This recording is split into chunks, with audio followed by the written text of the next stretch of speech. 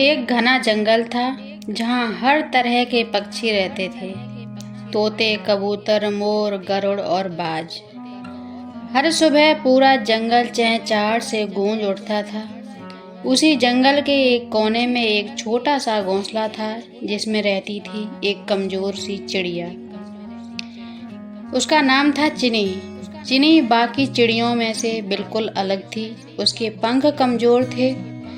उड़ते समय वह जल्दी थक जाती थी। उसकी आवाज़ भी बहुत धीमी थी। जहाँ बाकी चिड़ियाँ ऊंचे आसमान में उड़ती थीं, वहीं चिनी कुछ ही दूरी उड़कर हाँफने लगती थी। जंगल के बाकी पक्षी अक्सर उसका मजाक उड़ाते थे। एक दिन तोता बोला, अरे चिनी, तुम तो उड़ भी नहीं सकती, फिर चिड़िया क्यों कहलाती हो? कबूतर हंसते हुए बोला, तुम्हें तो जमीन पर ही रहना चाहिए, आसमान तुम्हारे बस की बात नहीं। चिनी चुपचाप सब सुनती रहती। उसकी आंखों में आंसू आ जाते, लेकिन उसने कभी बदलाव भी नहीं किया और किसी को जवाब भी नहीं दिया। रात को जब सारे पक्षी सो जाते, तब चिनी अपने घोंसले में बैठकर आसमान की ओर देखती। वह सोचती, क्या मैं सच में इतनी कमज़ोर हूँ? क्या मैं कभी ऊंचा उड़ नहीं पाऊंगी? उसका दिल टूट चुका था, लेकिन उसके अंदर कहीं न कहीं एक छोटी सी उम्मीद अभी भी जिंदा थी। एक दिन जंगल में एक बूढ़ा उल्लू आया। वह बहुत बुद्धिमान था और सब उसे गुरुजी कहते थे। चिनी धीरे धीरे उसके पास गई और बोली, गुरुजी, क्या मैं कभी मजबूत बन सकती हूँ? उल्लू मुस्कुराया और बोला, कमजोर होना कोई दोष नहीं है, असली दोष है हार मान लेना। चिनी ने पूछा, लेकिन सब मेरा मजाक उड़ाते हैं। उल्लू ने जवाब दिया, दुनिया हमेशा उसी का मजाक उड़ाती है जो सबसे अलग होता है, लेकिन वही अलग इंसान या फिर चिड़िया एक दिन इतिहास बनाता है। उस दिन के बाद चिनी ने ठान लिया कि वह हार नहीं मानेगी। वह रोज सुबह जल्दी उठती और अभ्यास करती। पहले 1 मिनट उड़ती, फिर 2 मिनट उड़ती और फिर 5 मिनट। हर दिन वह थोड़ा थोड़ा आगे बढ़ती थी। लेकिन यह रास्ता आसान नहीं था। एक दिन वहाँ ऊंचा उड़ने की कोशिश कर रही थी, तभी तेज हवा चली और वह नीचे गिर गई। उसके पंख में चोट लग गई। बाकी पक्षी फिर हंसने लगे। देखा, हमने कहा था ना, ये नहीं कर पाएगी। चिनी बहुत दुखी हुई। उसे लगा शायद वो सच में कभी नहीं उड़ पाएगी। लेकिन उसी रात उसे गुरुजी की बात याद आई, हार मानना ही असली कमजोरी है। चिनी ने अपने आंसू पोंछे और बोली, मैं फिर से कोशिश करूंगी, चाहे कितनी भी बार गिरना पड़े।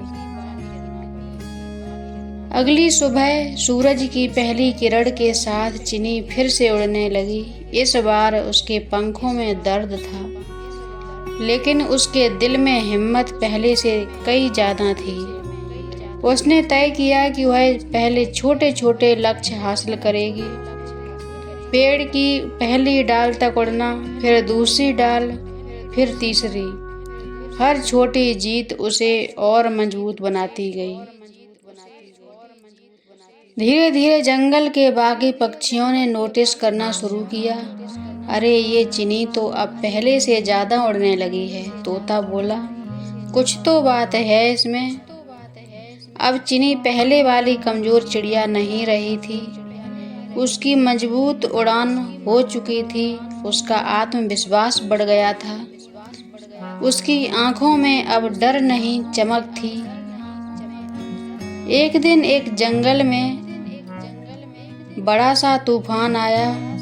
सारे पक्षी डरकर अपने अपने घोंसलों में छुप गए। लेकिन एक छोटा सा चूजा पेड़ से गिर गया और मदद के लिए चिल्लाने लगा। कोई भी बाहर जाने की हिम्मत नहीं कर रहा था। तभी चिनी आगे आई। उसने कहा, अगर आज मैंने कोशिश नहीं की तो मेरी सारी मेहनत बेकार है। और वह तूफान के बीच उड़ पड़ी। तेज हवाएं, बारिश, बिजली, लेकिन इस बार चिनी डरी नहीं। वह चूजे तक पहुंची और उसे अपने पंखों में लेकर सुरक्षित जगह पर ले आई। पूरा जंगल यह देखकर हैरान रह गया। अब वही पक्षी जो पहले उसका मजाक उड़ाते थे, आज उसकी तारीफ कर रहे थे। चिनी सबसे बहादुर है, हमने इसे गलत समझा था। चिनी ने साबित कर दिया, कमजोरी जन्म से हो सकती है, लेकिन ताकत मेहनत से बनती है। अगर आप भी कभी खुद को कमजोर महसूस करते हैं तो याद रखना, आपकी सबसे बड़ी ताकत आपकी मेहनत और हिम्मत है। तो दोस्तों, ये थी एक कमजोर चिड़िया की कहानी, जिसने हमें सिखाया कि असली ताकत शरीर में नहीं बल्कि हिम्मत और विश्वास में होती है। अगर आप भी कभी खुद को कमजोर महसूस करते हैं या लोग आपका मजाक उड़ाते हैं तो याद रखना, हर मजबूत इंसान या चिड़िया कभी ना कभी कमजोर जरूर रहा है। फर्क सिर्फ इतना है कि उसने हार नहीं मानी। इसलिए कभी भी अपने आप पर शक मत करना।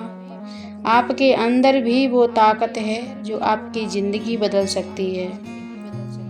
अगर आपको यह कहानी पसंद आई हो तो मेरे वीडियो को लाइक ज़रूर करें, चैनल को सब्सक्राइब करें और बेल आइकन को ज़रूर प्रेस कर लें ताकि मेरा वीडियो आप तक सबसे पहले पहुंचेगा। और अपने दोस्तों के साथ शेयर करें। कमेंट करके नीचे बताइए, क्या आप भी चिनी की तरह कभी हार मानने वाले थे या अब लड़ने वाले हैं। मिलते हैं अगली प्रेरणादायक कहानी में। तब तक के लिए उड़ते रहो, चाहे पंख छोटे ही क्यों ना हो।